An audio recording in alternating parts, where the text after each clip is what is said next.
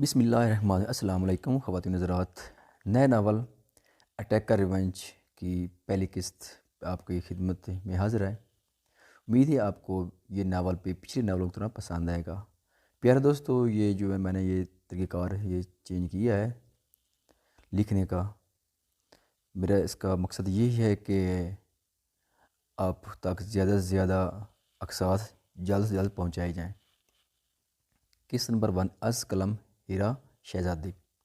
اس نے جیسے ہی data on کیا، لگاتار میسنجر پہ میسج کی نوٹیفیکیشن آنے لگی۔ وہ فیس بک کا استعمال تو کرتی تھی، لیکن میسنجر کا استعمال نہ ہونے کے برابر کرتی تھی۔ اس نے میسج اوپن کیا، وہ دیکھ کر ساکت ہو گئی۔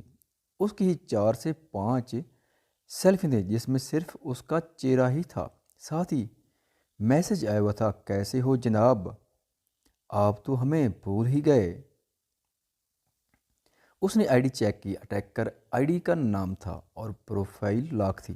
اسے حیرت ہوئی، یہ کون تھا جس کے پاس اس کی تصاویر تھیں؟ اس نے کبھی بھی کسی کو اپنی تصاویر نہیں بھیجی تھی، تو پھر اس کے پاس کیسے پہنچی؟ کون ہو تم؟ میری تصاویر تمہارے پاس کدھر سے آئیں؟ حماب نے کچھ سوچتے ہوئے میسج ٹائپ کیا۔ اگلے ہی لمحے میسج سین ہو گیا، جیسے اگلا اسی کے میسج کے انتظار میں تھا۔ آپ کے ہی ہمدرد جو صرف آپ کو چاہتے ہیں، شٹ اپ، جو پوچھا ہے وہ بتاؤ۔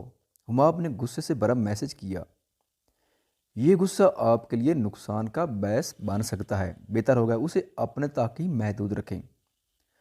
دوسری جانب سے حماب کو میسج موصول ہوا، جسے پڑھ کر اس کا غصہ 7ویں آسمان پہ تھا، لیکن وہ کچھ کر نہیں سکتی تھی۔ اس کا بھی پتہ چل جائے گا، بس میرے میسج کا انتظار کرو۔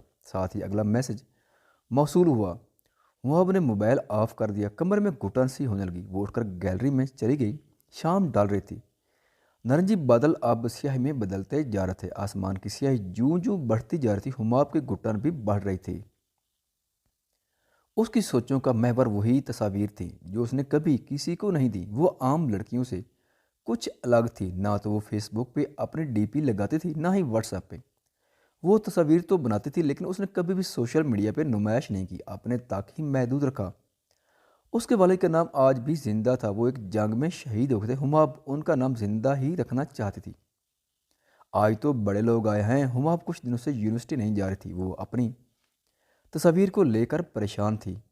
کئی سوال اس کے ذہن میں کھٹک رہے تھے جس کا جواب ابھی تک اسے نہیں ملا۔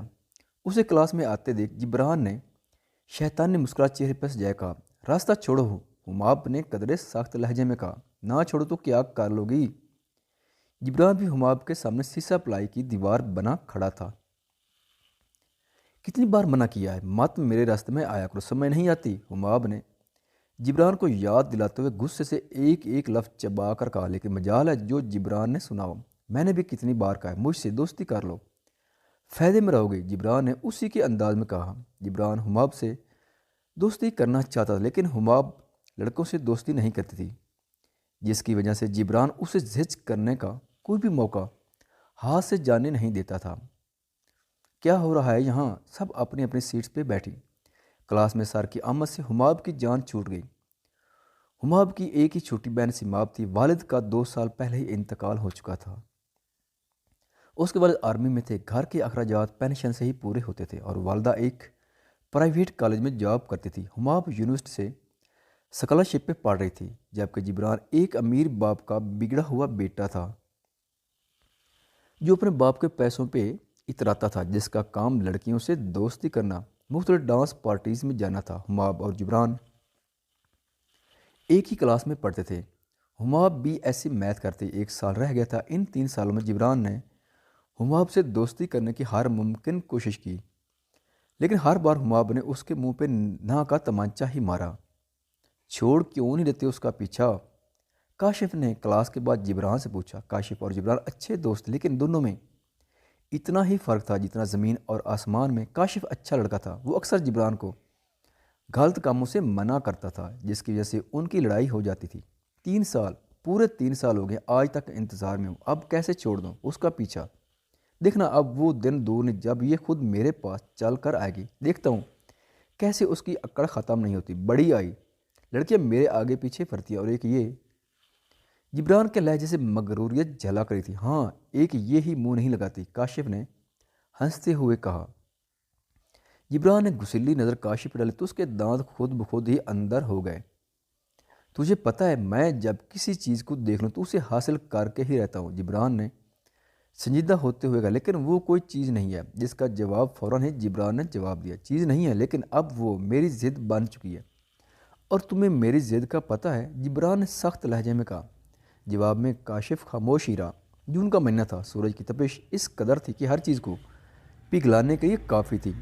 اس تپتی دھوپ میں حماب پیدل چل کے یونیورسٹی سے گھر واپس آ رہی تھی۔ کچھ دیر کی مسافت کے بعد اسے محسوس ہوا جیسے کوئی اس کا پیچھا کر رہا ہے۔ اس نے پیچھے مڑ کر دیکھا، لیکن کوئی بھی نہیں تھا۔ اس نے اپنا وہم سمجھ کے نظر انداز کر دیا، لیکن یہ اس کا وہم نہیں تھا، کوئی واقعی اس کا پیچھا کر رہا تھا۔ کیا مقصد تھا؟ یہ پیچھا کرنے والے کے سوا کوئی نہیں جانتا تھا۔ حماب کا گھر آ گیا، اس نے دروازہ بجایا، وہ پہلے سے ہی کھلا ہوا تھا۔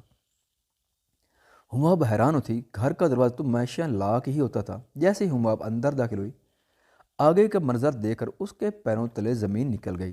تو پیارے دوستو، اگر یہ طریقہ کار ویڈیو کا آپ کو پسند ہے تو ضرور کمنٹس میں آگاہ کیجیے گا، تاکہ آپ کو زیادہ سے زیادہ ویڈیوز اپلوڈ کی جا سکیں۔